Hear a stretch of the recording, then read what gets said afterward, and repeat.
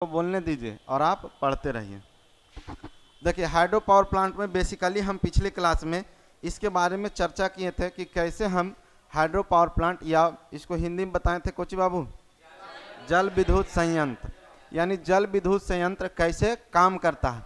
यानी कि हमको ध्यान में आना चाहिए, जैसे ही जल विद्युत संयंत्र का कोई भी क्वेश्चन आए, जहाँ पर ही आप देख लीजिए हाइड्रो पावर प्लांट, झट से जो फिगर आप बनाए थे पिछले क्लास में वो दिमाग में आ जाना चाहिए कि यहाँ पानी जमा किए होंगे, यहाँ डैम बनल होगा, यहाँ से पेनस्टॉक लगा के पानी लगाए होंगे, कहाँ, टरबाइन के पास। टरबाइन यानी पानी गिरवा देना है, ये नहीं कि मने मने गिरवा देना है, समझ में आ रही बात। हाँ, और वहाँ से बिजली उत्पन्न कर देना है।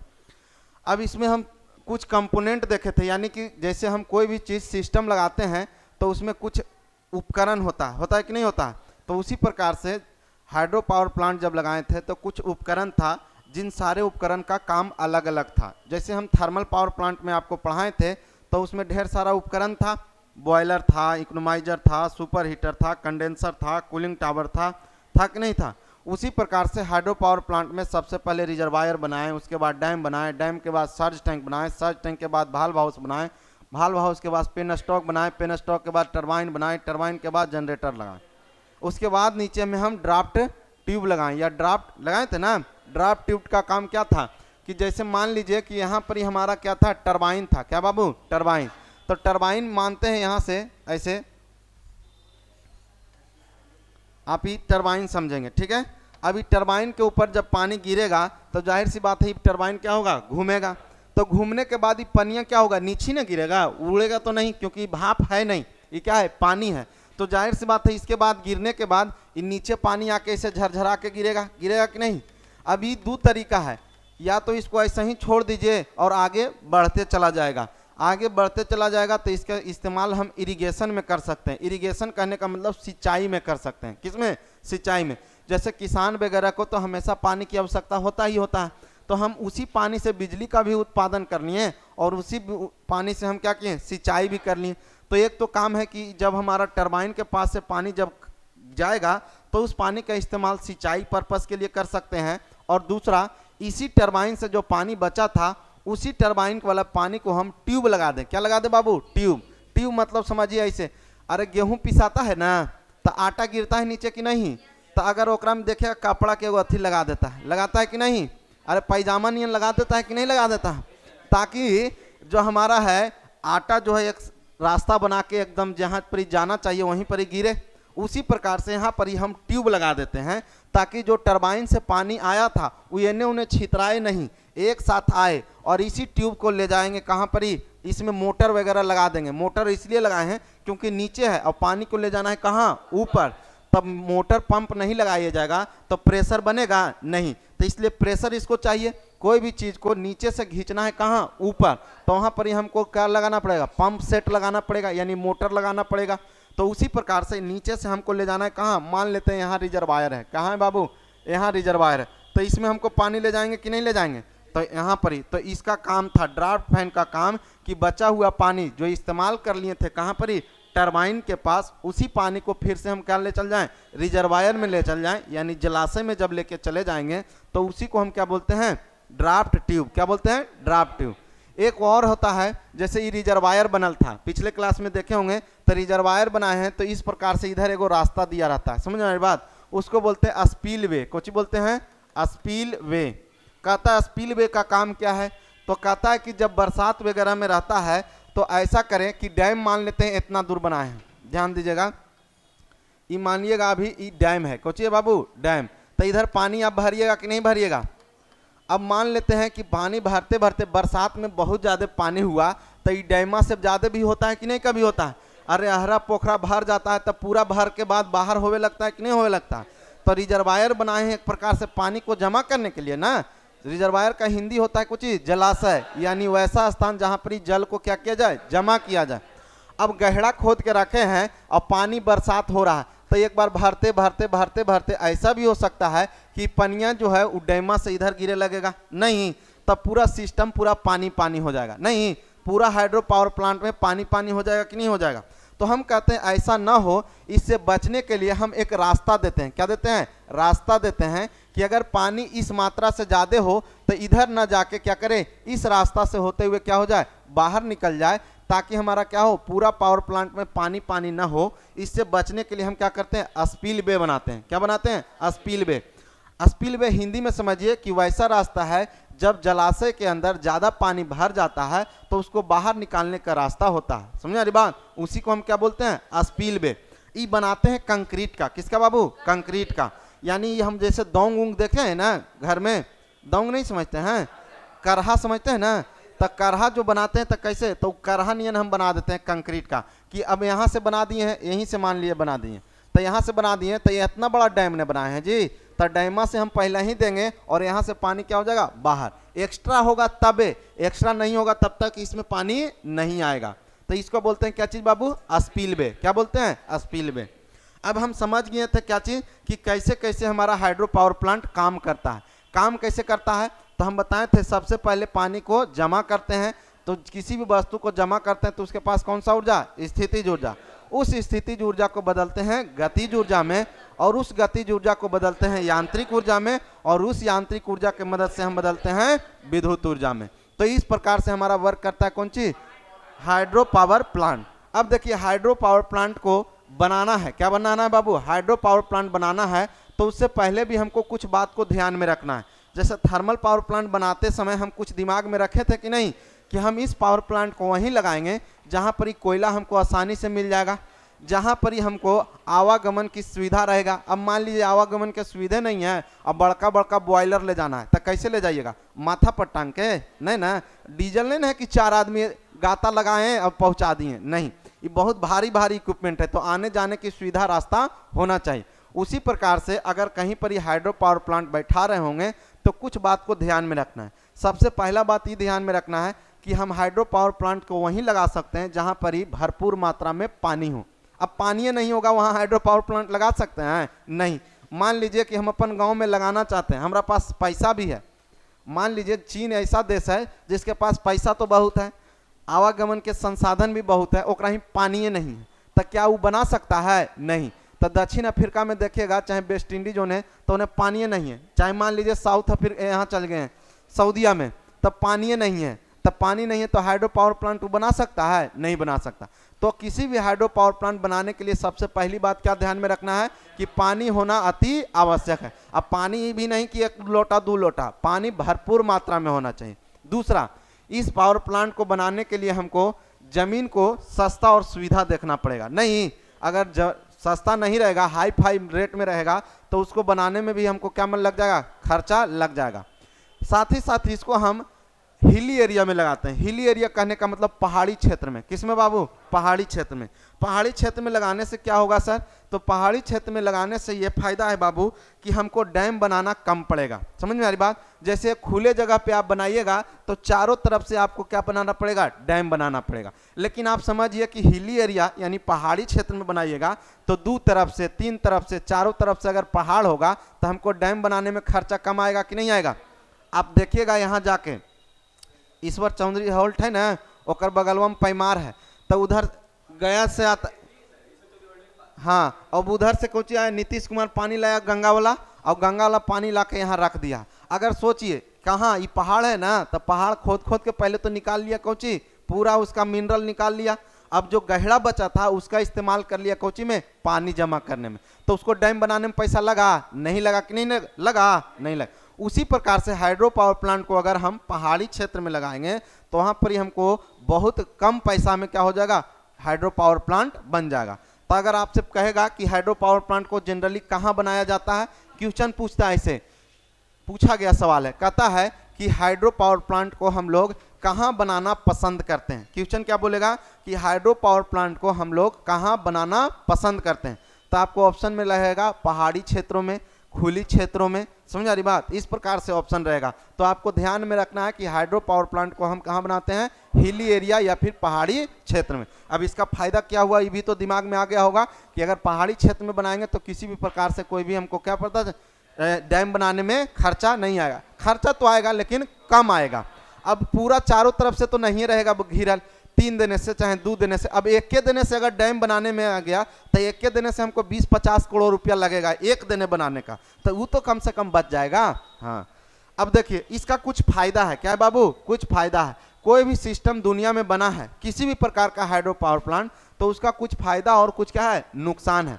तो फायदा क्या है और नुकसान क्या है, तो ये बारी बारी से देखते हैं। पहले हम लोग लाभ देखते हैं, क्या देखते हैं, लाभ। तो एक बात बताए थे शुरू में कि हाइड्रो पावर प्लांट जब भी पढ़े या किसी भी प्रकार का पावर प्लांट पढ़ेंगे तो उसमें लाभ या हानि तभी हम बता सकते हैं जब एक दूसरे से कंपैरिजन करेंगे। क्या करेंगे, कंपैरिजन मतलब समझते हो, तुलना। जैसे हम कह देंगे कि हम गोर हैं, तो जरूरी है कि हम गोर हैं। रशियन आदमी आके खड़ा हो जाएगा, उसके सामने गोर रहेंगे जी, नहीं। अंग्रेज आदमी खड़ा हो जाएगा, हम गोर रहेंगे, नहीं।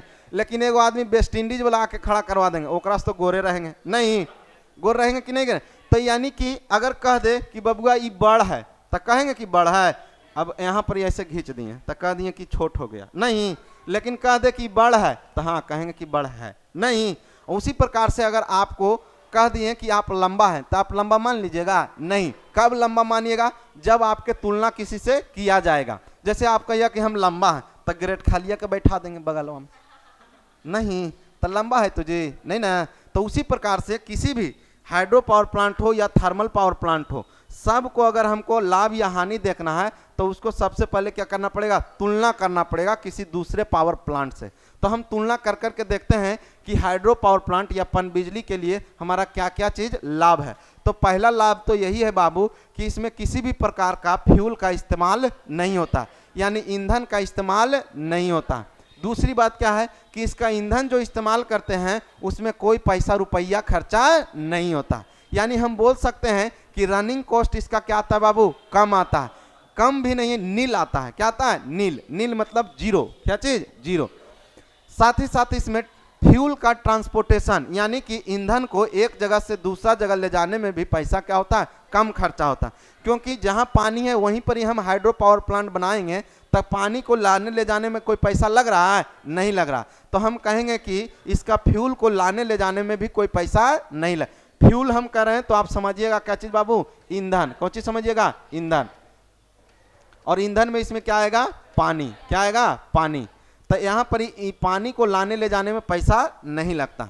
दूसरी बात इसका क्या फायदा है कि इसमें किसी भी प्रकार के वस्तु को हम जला नहीं रहे हैं, जला रहे हैं। लेकिन थर्मल पावर प्लांट में हम क्या किए थे, कोयला को जलाए थे। तो कोयला को, किसी भी चीज को जलाइएगा तो भले कम हो लेकिन ज्यादा हो, वातावरण को क्या करेगा, प्रदूषित करेगा। तो क्या है, इस हाइड्रो पावर प्लांट में किसी प्रकार से वातावरण को प्रदूषित कर रहा है, नहीं कर रहा। तो ये भी हमारे लिए क्या होगा, लाभदायक होगा। दूसरी बात कहता है कि हाइड्रो पावर प्लांट को जितना ज़्यादा बड़ा बनाएंगे, क्या बाबू, जितना ज़्यादा बड़ा बनाएंगे हमको बिजली बिल का दाम क्या होगा, उतने कम आएगा।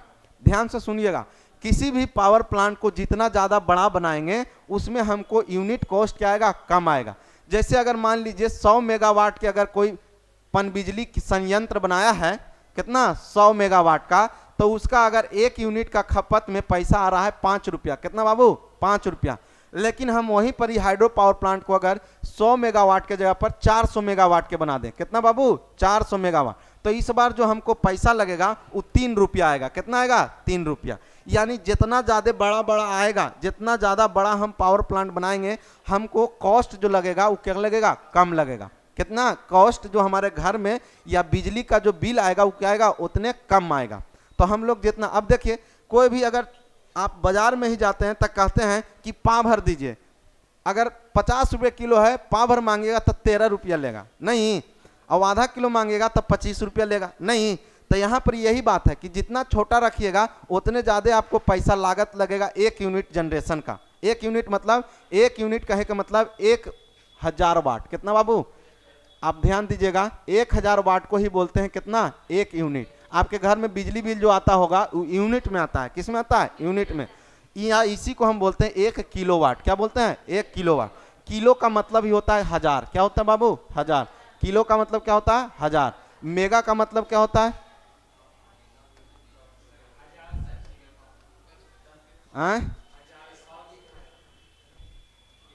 मेगा का क्या होता है, मेगा का मतलब होता है 10 के पावर 6। कितना, 10 के पावर 6। किलो का मतलब होता है 10 के पावर 3। तो ये सब बदलना जानते हैं ना, हाँ। चलिए, तो यहाँ पर ही जो भी आएगा, 1 यूनिट कहने का मतलब है कि 1 यूनिट बिजली का उत्पादन जो लगेगा वो क्या लगेगा, कम लगेगा। कब?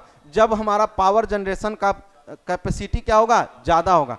अगर जितना ज़्यादा बड़ा हमारा पावर प्लांट उतने हमारा 1 यूनिट जनरेशन का कॉस्ट क्या आएगा, कम आएगा। कोई दिक्कत? चलिए अब यहाँ पर लाभ हम लोग देखें एक एक करके, तो आप लोग लिखिएगा पहले एक एक करके। लाभ किसका बाबू लिखेंगे? हिंदी क्या बताए थे हाइड्रो पावर प्लांट के? जल विद्युत संयंत्र। तो लिखेंगे जल विद्युत संयंत्र का लाभ, जल विद्युत संयंत्र का लाभ। इंग्लिश में बोलते हैं advantage of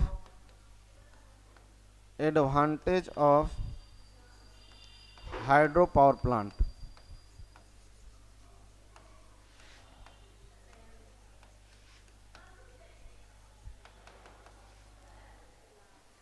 advantage of hydro power plant या जल विद्युत संयंत्र के लाभ। पहला पॉइंट में लिखिएगा, जल विद्युत संयंत्र में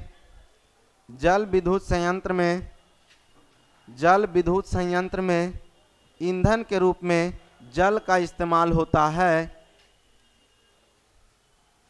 जल विद्युत संयंत्र में ईंधन के रूप में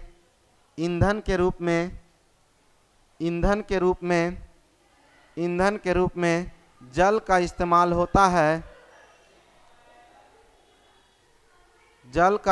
होता है।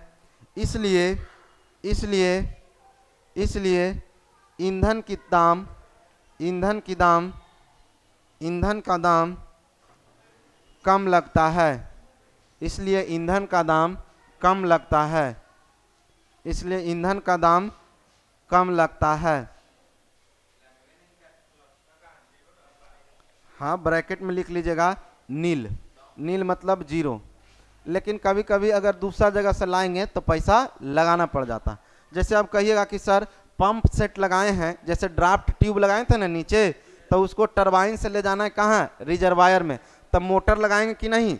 तब मोटर जब चलेगा तब बिजली खपत करेगा, और बिजली खपत करेगा तो कुछ यूनिट हमको बिजली बिल भी आएगा, तो कुछ बिजली बिल देना पड़ेगा कि नहीं देना पड़ेगा? ये नहीं समझिए कि घर के मुर्गी दाल बराबर, ऐसा नहीं है। भारत में एमएसपी आता है तो ये नहीं खाली कोची एमएसपी में जानते हैं कोची कहता है, खाली दाम जितना बीज के लगा से जितना रुपया खर पतवार में लगा वो ये देखिएगा, कभी नहीं जोड़ता है कि हमारा लैंड का भी कॉस्ट दे। लेकिन एक देखा जाए तो हमारा जैसे इस रूम में हम पढ़ा रहे हैं, तो अगर आप इसको लीज पे लीजिएगा तो कुछ पैसा देना पड़ेगा कि नहीं? अरे रेंट पे लेंगे तो दीजिएगा कि नहीं दीजिएगा? तो सोचिए जो किसान अगर मान लेते हैं खेती किसी दूसरे से लेगा तो उसको पैसा देगा कि नहीं देगा? तो उस पैसा को भी एमएसपी में जोड़ना चाहिए कि नहीं जोड़ना चाहिए? लेकिन वो सब जोड़ता है नहीं। आप अपने घर में 4 गो भाई बहन है, 2 गो माता पिता है, तो आप जब कभी काम होता है तो 6 आदमी चल जाते हैं कि नहीं? गेहूं काटे ले 6 आदमी जाते हैं कि नहीं जी?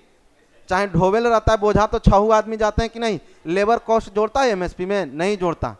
तो सब वही बात है। लेकिन यहाँ पर वो सब नहीं देखना, हमको बिजनेस नहीं करना है, यहाँ बिजनेस के पर्पज से। इसलिए मोटर चलाएंगे तो कुछ ना कुछ तो बिजली बिल आएगा। अब बिजली बिल आएगा तो बड़ा सा मोटर चलाएंगे, तो अब देखिए घर में एगो पंखा जलाते हैं, एगो बॉल जलाते हैं, एगो अथी जलाते हैं, तो 300 रुपया के महीना आ जाता है कि नहीं? अगर उसी प्रकार से बड़ा सा मोटर चलाएंगे तो हो सकता है 10,000 के महीना आएगा कि नहीं आएगा? तो 10,000 तो हमारा क्या आया, कॉस्ट आया कि नहीं? रनिंग कॉस्ट में ही आएगा। किसमें? रनिंग कॉस्ट में ही। तो कभी कभी नील अगर रहे, 0 रहे, शून्य रहे, तो शून्य पे ऑप्शन जाना है, और अगर कम रहे तो कम पे जाना। तो ब्रैकेटवा में लिख लीजिएगा 0। अरे नील इंग्लिश में बोलते हैं नील, एकरे हिंदी में बोलते हैं शून्य। नील बटा सन्नाटा हिंदी में नहीं बोलता है कभी कभी? नील बटा सन्नाटा मतलब कुछ नहीं। हाँ, कम या शून्य, तो ब्रैकेट में इसलिए लिख दी है 0। अगला लिखिएगा जल विद्युत संयंत्र के द्वारा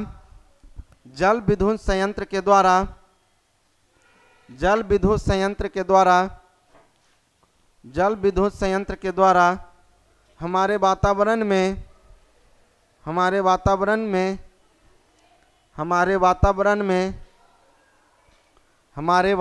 में किसी भी प्रकार का प्रदूषण नहीं होता है। वातावरण में किसी भी प्रकार का प्रदूषण नहीं होता है, क्योंकि किसी भी प्रकार का प्रदूषण नहीं होता है, क्योंकि क्योंकि क्योंकि किसी भी प्रकार का ईंधन का दहन नहीं किया जाता है, क्योंकि किसी भी प्रकार का ईंधन दहन नहीं किया जाता है, किसी भी प्रकार का ईंधन दहन नहीं किया जाता है।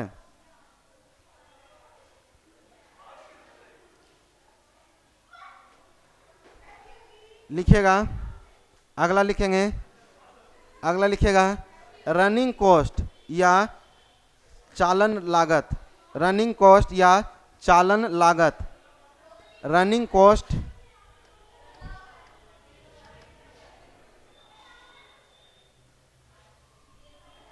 कॉस्ट या इसी को लिखेंगे कोची चालन लागत, चालन लागत, चालन लागत दूसरे पावर प्लांट की तुलना में, दूसरे पावर प्लांट की तुलना में, दूसरे पावर प्लांट की तुलना में, दूसरे पावर प्लांट की तुलना में, दूसरे पावर प्लांट की तुलना में कम लगती है, दूसरे पावर प्लांट की तुलना में कम लगती है, कम लगती है। अब ये बात बताओ तुम कि अब थर्मल पावर प्लांट का इस्तेमाल करेंगे तो उसमें कोयला का इस्तेमाल करना पड़ेगा, तो कोयला का इस्तेमाल करेंगे तो ढेर सारा आदमी की आवश्यकता पड़ेगा, नहीं जैसे कोयला तो फर्नेस में भी डालना है कि नहीं डालना है, तब फर्नेस में डालने के लिए हमको ज़्यादा आदमी की आवश्यकता पड़ेगा। लेकिन इसमें किसी भी प्रकार के ईंधन को न तो हमको जलाना है न कुछ करना है, तो इसमें आदमी की लागत क्या होगा, कम लगेगा, यानी आदमी की ज़रूरत इसमें कम लगेगा। तो लिखिएगा अगला पॉइंट में लिखेंगे कम आदमी की आवश्यकता होती है, कम आदमी की आवश्यकता होती है। अब हाँ, तो लेबर कॉस्ट इसमें, या इसी को हम रनिंग कॉस्ट बोलते हैं। जितना भी आता है ना, जैसे वहाँ पर ही 4 गो इंजीनियर है, समझ आ रही बात, 2 गो सुपर इंजीनियर है, समझ आ रही बात, तो उन सब का मंथली पैसा जो देना है, उस सब का पैसा जो आता है जोड़ के वो रनिंग कॉस्ट में आता है। किसमें, रनिंग कॉस्ट में। जैसे मान लिए कि 10 गो हेल्पर लगल है, ITI के 10 गो बंदा काम कर रहा है, 4 गो डिप्लोमा वाला काम कर रहा होगा, 2 गो बीटेक वाला काम कर रहा होगा, तो ये सबके सैलरी भी तो होगा कुछ। ITI वाला के होगा 40,000, डिप्लोमा वाला के 60,000, बीटेक वाला के 1,80,000 रुपया, तो सबके पैसा तो देना पड़ेगा। तो सब के सब किस में आता है, रनिंग कॉस्ट में। अब देखिए इसमें आदमी की कम पर आवश्यकता है। अब मान लीजिए कि अब 10 गो कोयला भी ढोवे वाला आदमी चाहिए, नहीं तो 15 गो क्या करना है, कोयला सहियारे वाला चाहिए, तो इसमें आदमी की आवश्यकता ज़्यादा नहीं पड़ता है। इसमें किसमें, हाइड्रो पावर प्लांट। तो इसलिए अब आदमी की आवश्यकता कम पड़ा तो हमारा पैसा भी कम पड़े। कितनों खराब से खराब लेबर लाएगा, 400 रुपया से तो कम लेगा नहीं, तो उसका तो पैसा का बचेबे नहीं किया जी। हाँ, अगला लिखिएगा, अगला लिखेंगे क्या गो हुआ,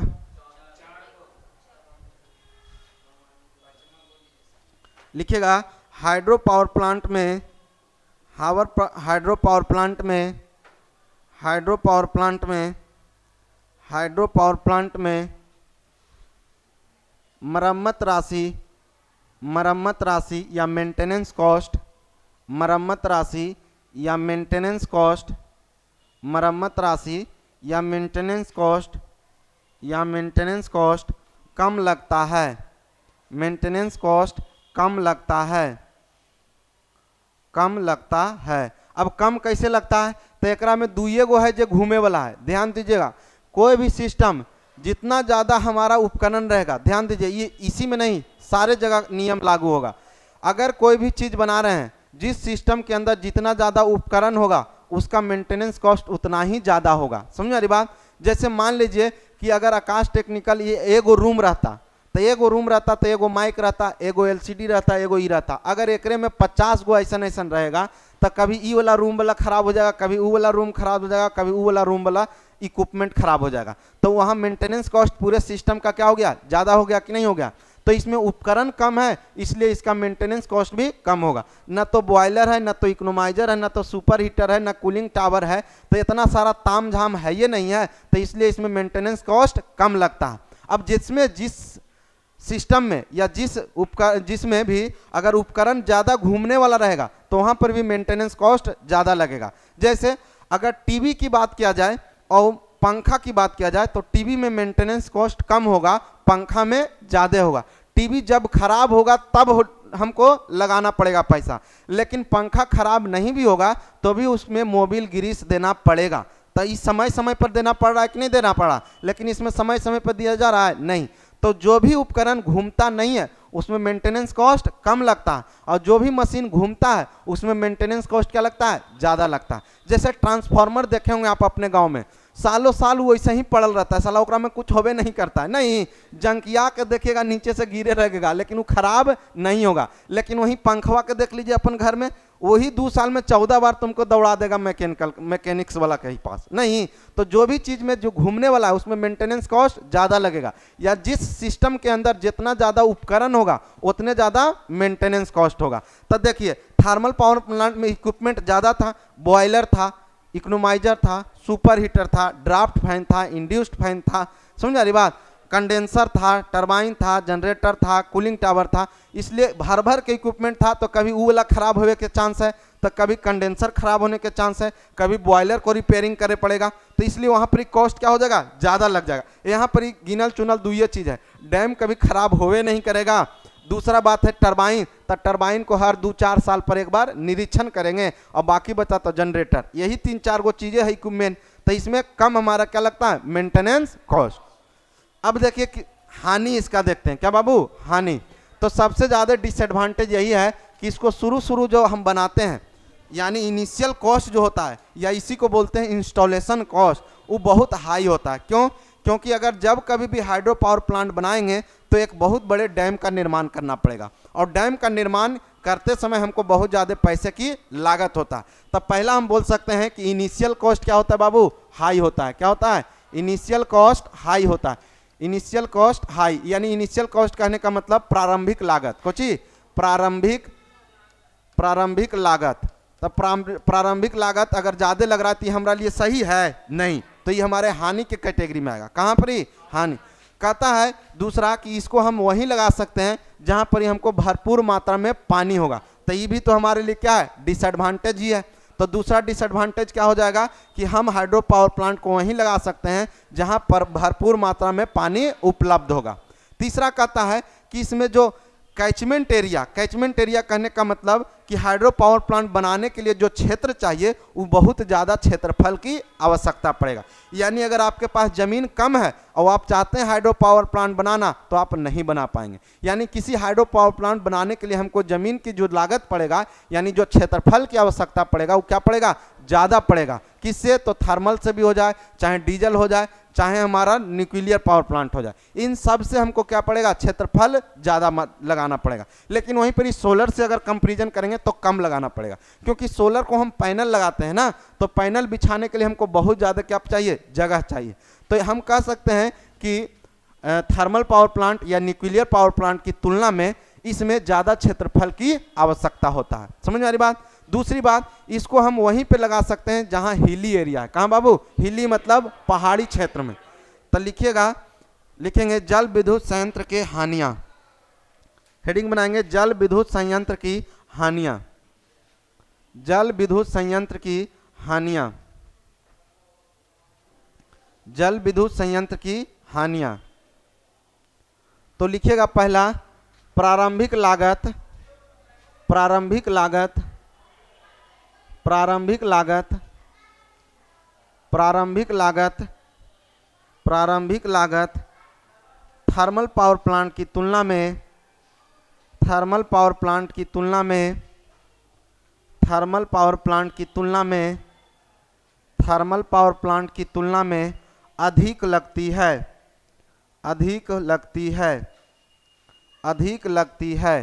क्योंकि क्योंकि क्योंकि शुरुआत में डैम का निर्माण या बांध का निर्माण, क्योंकि शुरुआत में बांध का निर्माण, क्योंकि शुरुआत में बांध का निर्माण, क्योंकि शुरुआत में बांध का निर्माण, बांध का निर्माण करने में, बांध का निर्माण करने में,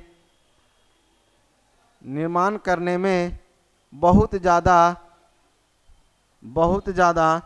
लागत लगता है, बहुत ज़्यादा लागत लगता है। अगला लिखेंगे दूसरा पॉइंट में, जल विद्युत संयंत्र को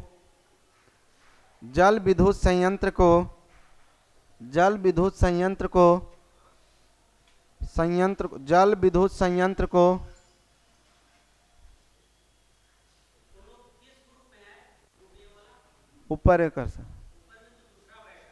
कौन बैठा? पारामेडिकल बैठे होगा, रूम नंबर 13 में भेज दीजिएगा। लिखेगा जल विद्युत संयंत्र को वहीं लगाया जा सकता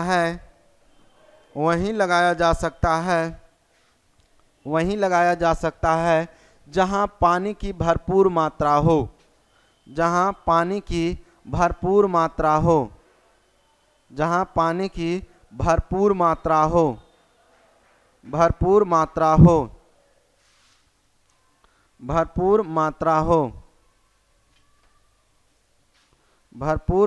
अगला लिखेगा जल विद्युत संयंत्र को लगाने के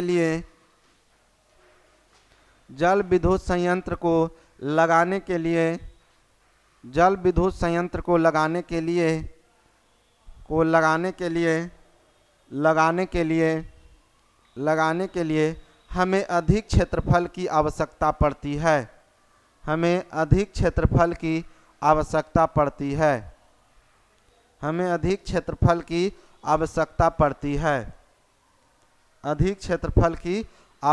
पड़ती है। बाकी आप सोच के नहीं बता सकते हैं कि अभी एडवांटेज है कि डिसएडवांटेज है, तब पूरा पढ़ा दिए हैं तो आप इतना तो सोचिए सकते हैं कि हाइड्रो पावर प्लांट के ये एडवांटेज है कि डिसएडवांटेज है। चलिए अब देखते हैं हाइड्रो पावर प्लांट के कितना प्रकार है। समझ में आ रही बात? आपदा, अभी बताइए, डैम जब हम निर्माण करते हैं तो हमको आपदा से बचाव करता है, न कि आपदा लाता है। समझ आ रही बात? आप देखिएगा कि अगर हम बिहार में जब कभी भी कोसी नदी में बाढ़ आ जाता है तो उसका मेन कारण है कि कोसी नदी पर कोई बांध है ही नहीं। अगर बांध होता तो ज़्यादा पानी होता तो हम रोक देते कि नहीं वहीं, तो बांध को हमारा आपदा से बचाव होता कि नहीं होता? हाँ। लेकिन अगर कहता है कि अगर ऐसा हो सर कि बांधवे टूट जाए तो वो तो अनहोनी है, कुछ भी हो सकता है। फिर अब कह दीजिए कि 2012 में भूकंप आ जाता तो पलटिए नहीं जाते हैं, गनमा सुना था ना जी। हाँ, तो हुआ नहीं ना। अगर वैसा होगा, और दिन समय के साथ टेक्नोलॉजी बहुत ज़्यादा विकसित हो गया। जैसे आजकल पहले हमला करता था, युद्ध लड़ा जाता था तो आदमी जाता था कि नहीं, सामने सामने लड़ो। अगर महाभारत देखा जाए तो वहाँ पर ही था कि सूर्य डूबे से पहले तक युद्ध होगा, सूर्य डूबा उसके बाद युद्ध बंद। महाभारत देखा ना। अब उसी प्रकार से यहाँ पर भी जब समय देखा गया कि आदमी में लालच आ गया, अब देखा कि हम जीत की ओर हैं तो नियम पालन नहीं करेंगे, दिन होवे चाहे रात होवे मारो उसको, तो ये हो गया। दूसरी बात आया, जैसे विकसित हुआ और समाज, तब कहा कि अब आदमी नहीं दूरिये से लड़ेंगे। तो दूरिये से कैसे? तो लाया मशीन गन, लो यहीं से ठोक देंगे। गोली बंदूक लाया कि नहीं लाया? तो ये हो गया। अब देखिए कहता है ना हम जाएंगे ना तू जाएंगे, दिखाओ तुम्हारे पास कितना पावर है, तो रोबोट भेज देता है। नहीं, चाहे आप ज्यादा आप देखिएगा तो ऊपर में जो चलता है कैमरा वाला, कोची कहते हैं, ड्रोन सिस्टम से हमला करता है। कोची से? ड्रोन से। तो अब देख रहा है आदमी कोई नहीं मरेगा, लेकिन तुमको इकोनॉमिक आर्थिक क्षति इतना कर देगा कि तुम फिर खड़ा हो ही नहीं पाएगा। हर देश ड्रोन के ऊपर करोड़ों अरबों रुपया खर्चा कर रहा है। तो अब समझ लो कि एगो ड्रोन मार दिया तो उसका अरबों रुपया खत्म हो गया कि नहीं? तो इकोनॉमिक रूप से वो लाचार हो गया। तो बोल सकते हैं कि ऐसे मारे चाहे वैसे मारे। अब देखिएगा तब है, पहले सिस्टम क्या था कि समुद्र जल के नीचे पानी, अगर हम डैम बनाए हैं तो उसको निरीक्षण करने के लिए अगर गया तो कोई तैराक जाता था। तैराक मतलब जो तैरने वाला जाएगा वही देखेगा कि नीचे हमारा जो डैम है पानी की वजह से खराब तो नहीं हुआ। पुल कभी कभी बनता है ऊपर, देखे होंगे ब्रिज के ऊपर, तो उसको चेक करना पड़ता है कि नहीं करना पड़ता? अब नहीं चेक कीजिएगा तो हादसा होगा, तो हजारों आदमी मर जाएगा। तो हम क्या करते हैं, हर साल में 2 साल में 4 साल में उसको डेली के डेली, हर 2 साल पर, डेली नहीं, हर 2 साल पर उसको जाके निरीक्षण करते हैं। निरीक्षण करने का मतलब उसको जाके चेक करना।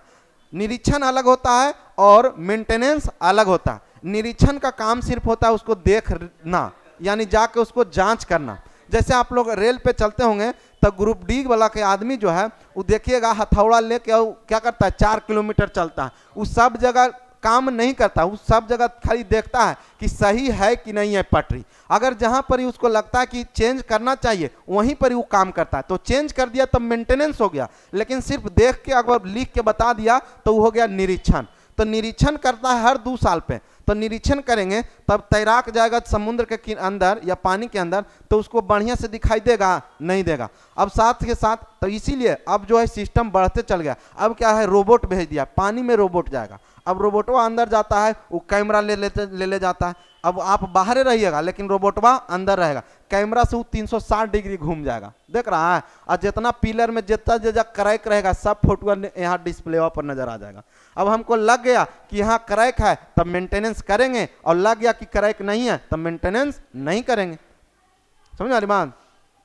चलिए, तो हानि में ही हो गया। अब बाकी आप क्या कीजिएगा, कंपैरिजन करके खुद से देख लीजिएगा। जैसे कहेगा कि which of the following is note disadvantage of hydro power plant, यानी कहने का मतलब निम्नलिखित में से जल विद्युत संयंत्र का कौन हानि नहीं है या कौन लाभ नहीं है। तो 4 गो लाभ 3 गो लाभ दे देगा, 1 गो हानि दे देगा। तो उसको आपको छाटना है, छटाएगा कि नहीं छटाएगा, छटना, बस वही काम करना। अब है हमको कि जल विद्युत संयंत्र के प्रकार पढ़ना है। क्या बाबू? Types of hydro power plant. अब types of hydro power plant आपके सिलेबस में है ऊंचाई के आधार पे। किसके आधार पे? ऊंचाई के आधार पे। ऊंचाई किसका लेंगे सर? तो हम अभी डैम का निर्माण कर रहे थे, नहीं देख रहे थे? तो डैम का निर्माण जब हम करते हैं तो इस डैम का ऊंचाई होता है कुछ नहीं। जैसे हम अपना घर का निर्माण करेंगे 3 तल्ला 4 तल्ला 5 तल्ला, तो उस तल्ले में जब जाएंगे तो हर 10-10 फीट पे ढालते हैं, तो 4 तल्ला में जाएंगे तो 40 फीट हुआ कि नहीं? तो 40 फीट हमारा क्या हो गया? ऊंचाई हो गया।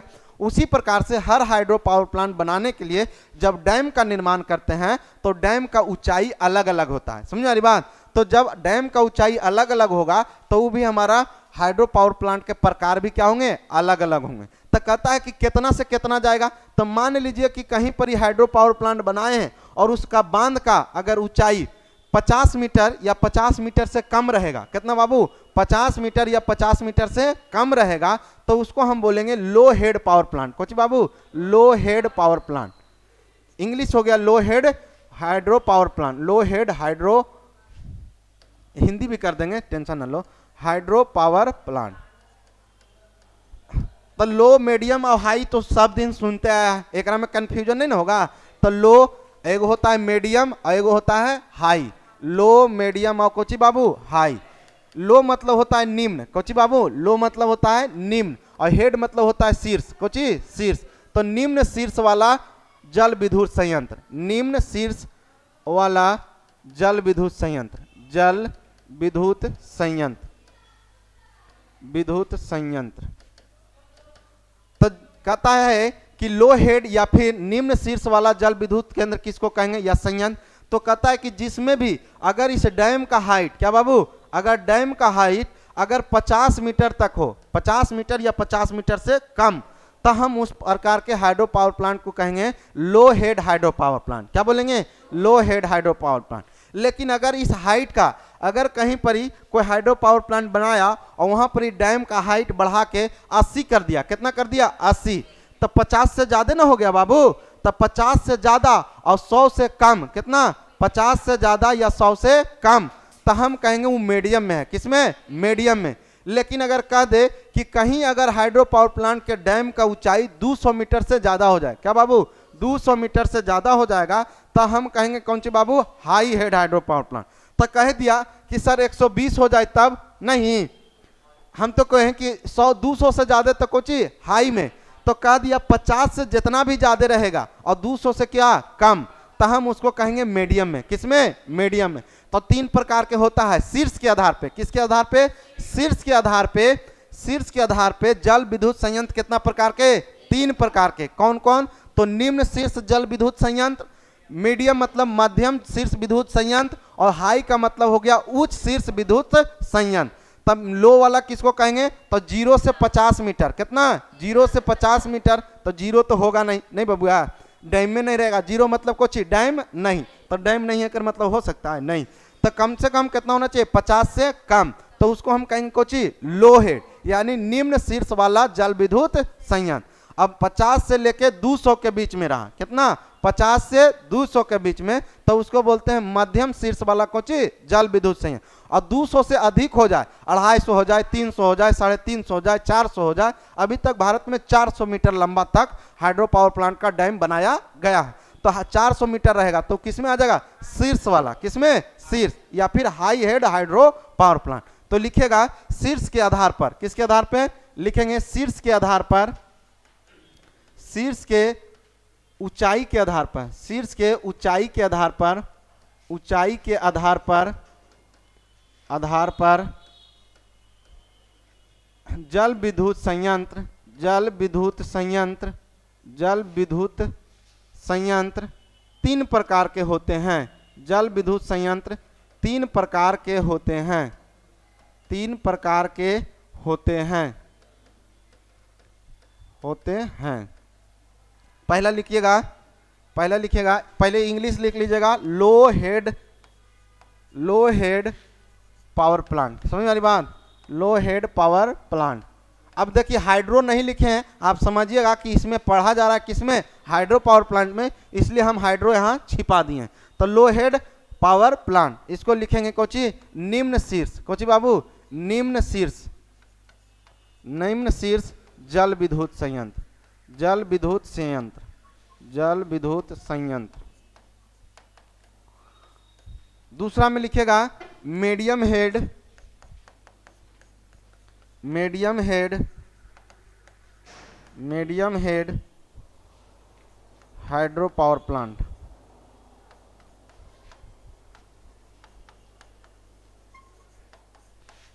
मध्यम शीर्ष जल विद्युत संयंत्र, जल विद्युत संयंत्र।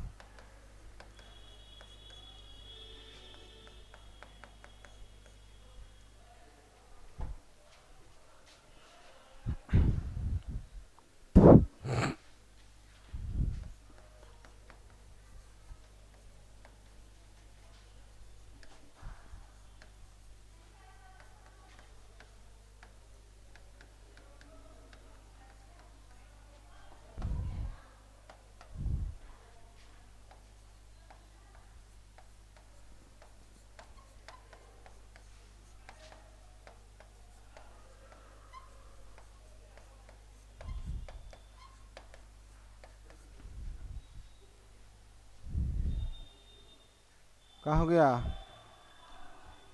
अरे तनी बताओ, हमरो हंसी खुशी वाला कोई चीज है, तो होली का समय है,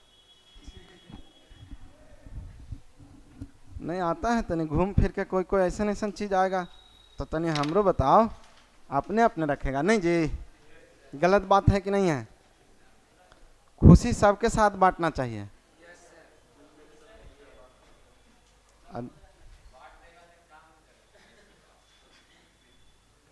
अब खुशी एगो रहेगा तबे ना, अब ढेर सारा खुशी है, मान लिया कि रिजल्ट हो गया, मान लिया जाए कि घरे जाके खुशी है, मान लिया घरे जाएंगे तब बूट खा के खुशी है, बूट समझते हैं, चना खा के खुशी अलगे है, लुहाठी धुने के अलगे खुशी है, गोईठा चुरावे के अलगे खुशी है, तो खुशी बहुत प्रकार के।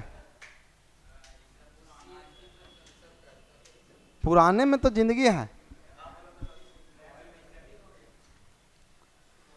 चलिए अब पहला में लिखिएगा निम्न शीर्ष जल विद्युत केंद्र,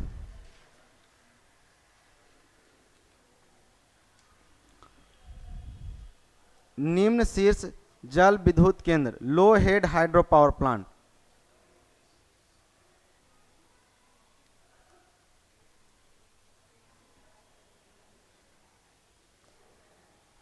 लिखेंगे डैश देके, लिखेगा, लिखेंगे वैसा जल विद्युत संयंत्र, वैसा जल विद्युत संयंत्र, वैसा जल विद्युत संयंत्र, वैसा जल विद्युत संयंत्र, वैसा जल विद्युत संयंत्र जिसमें बांध की ऊंचाई, जिसमें बांध की ऊंचाई, जिसमें बांध की ऊंचाई, जिसमें बांध की ऊंचाई 2 मीटर से 50 मीटर के बीच, 2 मीटर से 50 मीटर के बीच में, 2 मीटर से 50 मीटर के बीच, 2 मीटर से 50 मीटर के बीच, कहीं कहीं पे 80 देता है, समझ आ रही बात, तो आप एग्जैक्ट आप 50 अभी लिखिएगा, ठीक है। 2 मीटर से 50 मीटर के बीच होती है, 2 मीटर से 50 मीटर के बीच होती है, वैसे जल विद्युत संयंत्र को, वैसे जल विद्युत संयंत्र को, वैसे जल विद्युत संयंत्र को, जल विद्युत संयंत्र को, जल विद्युत संयंत्र को निम्न शीर्ष वाला जल विद्युत संयंत्र कहते हैं। अब देखिए इसी के आधार पे टरबाइन को भी बांटा गया। टरबाइन अभी पढ़ाए थे ना कुछ समय पहले। टरबाइन क्या था बाबू? टरबाइन क्या है? कौची? गतिज ऊर्जा को यांत्रिक ऊर्जा में।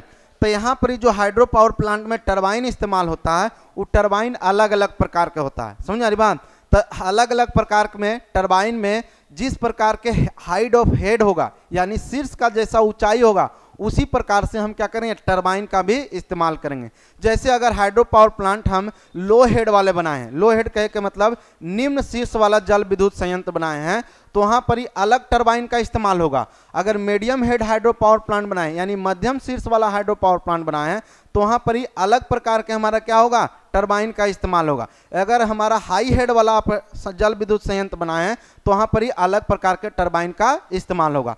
तो अगर कहता है कि जब कभी भी हम लो हेड हाइड्रो पावर प्लांट का निर्माण करेंगे तो वहां पर हम कैप्लन टरबाइन का इस्तेमाल करेंगे। किसका? कैप्लन टरबाइन का। तो लिखिएगा अगला पॉइंट में लिखेंगे लो हेड हाइड्रो पावर प्लांट या निम्न शीर्ष जल विद्युत संयंत्र में, निम्न शीर्ष जल विद्युत संयंत्र में स्टार लगा के बनाइएगा एकदम स्टार, समझ रही बात।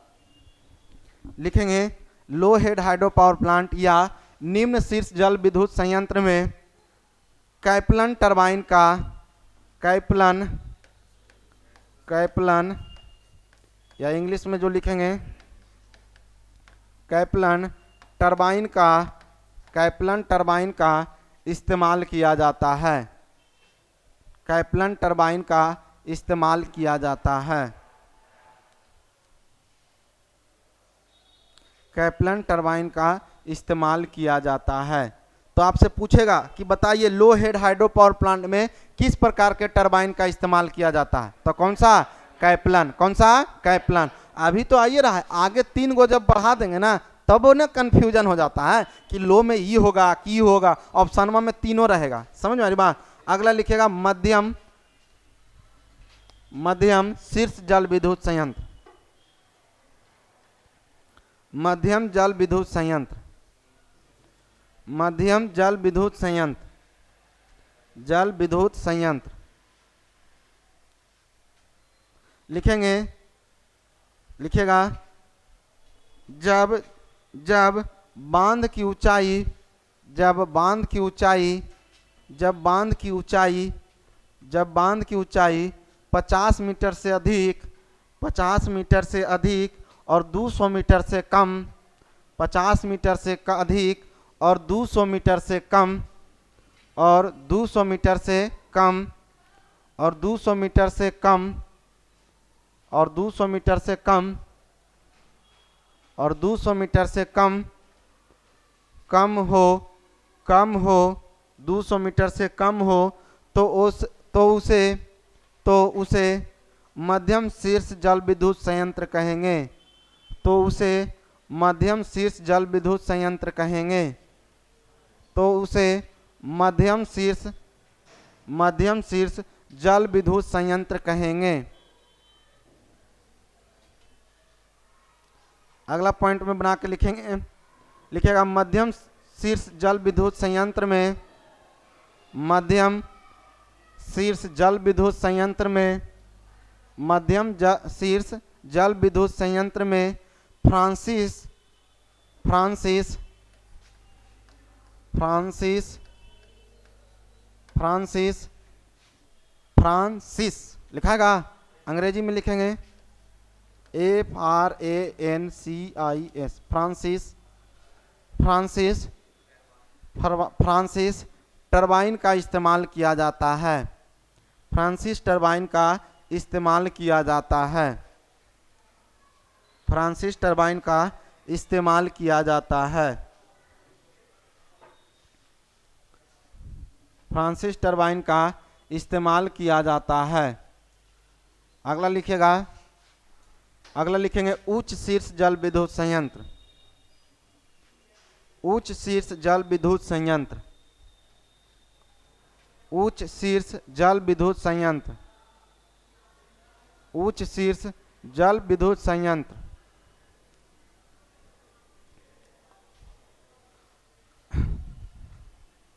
अगला लिखेंगे, इसी में डैश देके लिखेंगे वैसा जल विद्युत संयंत्र। वैसा जल विद्युत संयंत्र। वैसा जल विद्युत संयंत्र।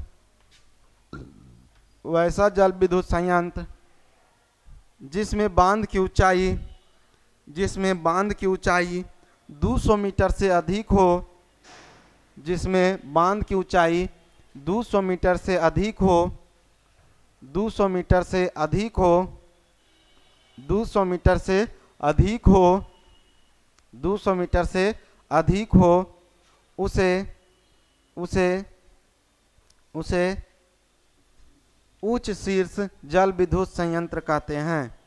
उसे उच्च शीर्ष जल विद्युत संयंत्र कहते हैं। उसे उच्च शीर्ष जल विद्युत संयंत्र कहते हैं। अगला स्टार पॉइंट बना के लिखेंगे। स्टार पॉइंट बना के लिखेगा,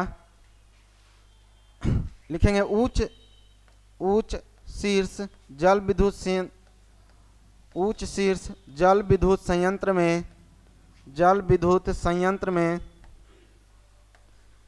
संयंत्र में, संयंत्र में पेल्टन पेल्टन पेल्टन टरबाइन का इस्तेमाल किया जाता है। पेल्टन टरबाइन का इस्तेमाल किया जाता है। पेल्टन टरबाइन का इस्तेमाल किया जाता है। 50 बार पूछा गया क्वेश्चन है बाबू। क्या क्वेश्चन है यहाँ से? इंपॉर्टेंट क्वेश्चन देखिएगा। कहता है, लिख लिए ना? देखिए आपको क्वेश्चन कैसे देगा, डायरेक्ट आपसे तो पूछ सकता है पहले कि बताइए केपलन टरबाइन का इस्तेमाल कहाँ करते हैं। ध्यान से सुनिए, केपलन टरबाइन का इस्तेमाल, टरबाइन का इस्तेमाल कहाँ करते हैं। समझ आ रही बात? कहाँ करते हैं। तब आपको ऑप्शन में रहेगा कोची, लो हेड, हाई मीडियम हेड और हाई हेड। समझ आ रही बात? और नन ऑफ दीज यानी एनओटी। समझ आ रही बात? तो आपको अभी हम लिखाए हैं केपलन। केपलन क्या बताए थे? लो। केपलन के लिए क्या चीज बाबू? लो हेड। यानी जहां पर भी लो हेड हाइड्रो पावर प्लांट बनाएंगे वहां पर ही कौन सा टरबाइन का इस्तेमाल करेंगे?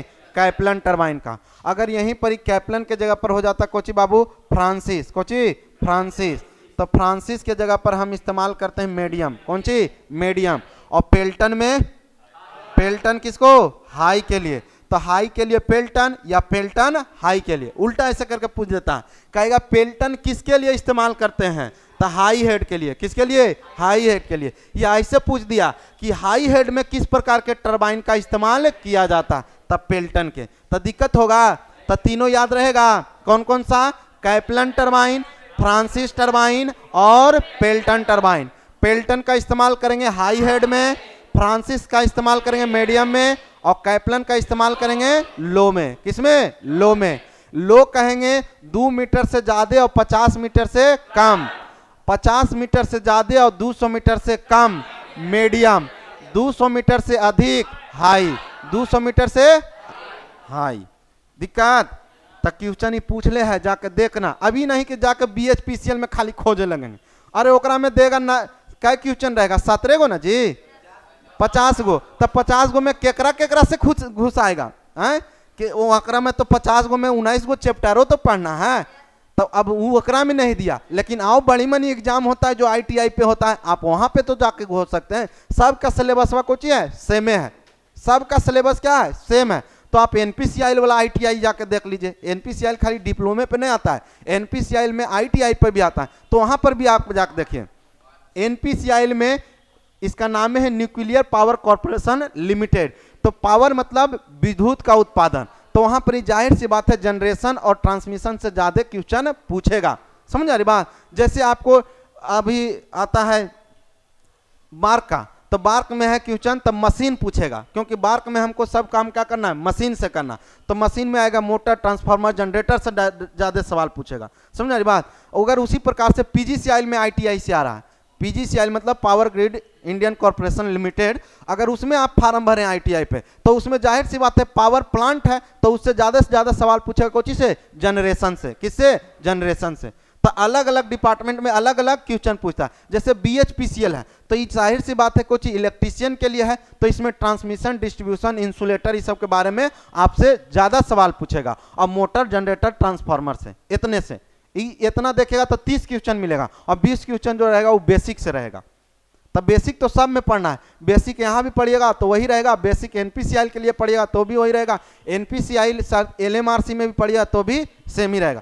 तो हम कह रहे हैं कि आप सिर्फ बीएचपीसीएल के लिए नहीं पढ़िए, आप जितना भी अब फार्म आता है, अब फार्म के दाम ज्यादा नहीं रहता है बबुआ, बिहार के फार्म भरिएगा तब 1500 रुपया लगेगा। समझ रही बात? जितना भी स्टेट का फार्म आता है उस सब का दाम 1000 रुपया से ज्यादा रहेगा टेक्निकल में। किसमें? टेक्निकल में।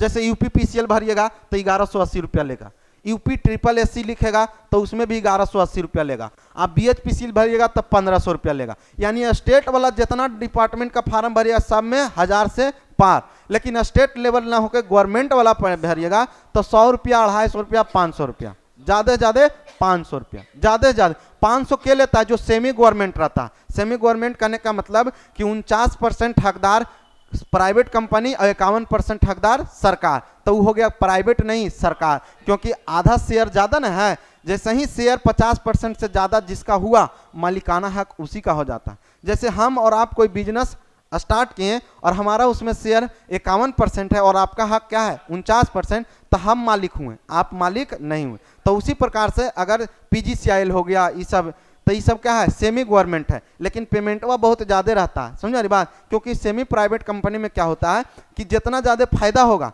उतने ज़्यादा एम्प्लॉय के पैसा भी मिलता है। समझ रही बात? और ये सब कंपनी कभी घाटे में नहीं जाता। बिजली के इस्तेमाल कभी कम सकता है जी? आप सोच सकते हैं कि बिजली के बल्ब जलाना बंद कर सकते हैं, टीवी देखना बंद कर सकते हैं, फ्रिज देखना बंद कम कर सकते हैं? नहीं कर सकते हैं। तो जाहिर सी बात है कि सब का इस्तेमाल होगा तो जितना भी कंपनी सबके में आएगा सब के सब फायदा में रहेगा, और जितना ज़्यादा फायदा होता उतने ज़्यादा आपको एम्प्लॉय के पेमेंट होता। तब पेमेंटवा जब मिलेगा तब भले शुरू में कम रहेगा, लेकिन एगो एकरा में आता है स्टाइपेंस, पर्क। अगर एक बार आप पीजीसीआई में जाइएगा तब 50,000 रुपया खाली ड्रेस के पैसा देगा, साल में एक बार, ये नहीं कि एक बार, खाली साल में एक बार 50,000 रुपया ड्रेस के पैसा, लैपटॉप लेवे के पैसा। समझ आ रही बात? मोबाइल रख ले तो मोबाइल के पैसा रिचार्ज के, उसके बाद अगर 2 व्हीलर रख ले तो 2 व्हीलर के पेट्रोल के पैसा, 4 व्हीलर रख ले तो 4 व्हीलर के पेट्रोल के पैसा। तो देख रहा है प्राइवेट में जाए से फायदा कितना है। लेकिन यही बात है कि 8 घंटा काम मतलब 8 घंटा काम, 8 घंटा काम मतलब 8 घंटा काम करना है। इतना टारगेट दे दिया कि 10 पोल आपको जाके निरीक्षण करना है, तो आप बड़का जेई रही चाहे छोटका जेई रहिए, 10 पोल आपको जाए पड़ेगा। समझ आ रही बात? अब 10 पोल में इंसुलेटर चेक करना पड़ेगा, और 2 आईटीआई वाला के साथ ले जाए पड़ेगा। अगर डिप्लोमा वाला है तो 2 आईटीआई वाले जाएगा, कहेगा जाओ पोल पे चढ़ो। हाँ, पोल पे तो है नहीं के चढ़े पड़ेगा बाबू।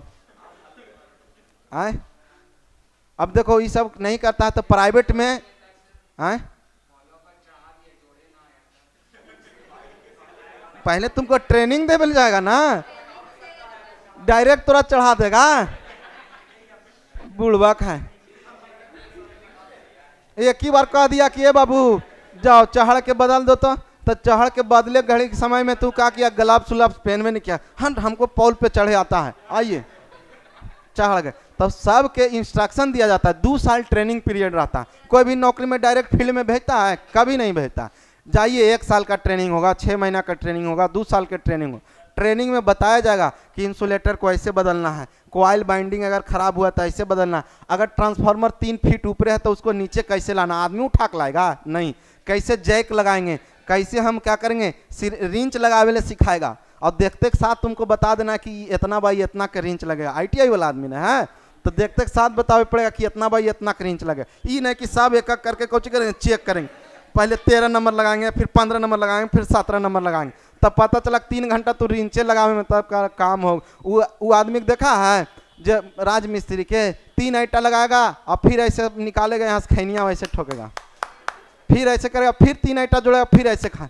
और 2 बार हुआ, 1 बजा ऐसे खाया, फिर आधा घंटा सो जाएगा, फिर उठा, फिर लोटा लेगा चल जाएगा। तो वैसे थोड़ी करना है, वहाँ काम नहीं लेगा जी। चलिए अब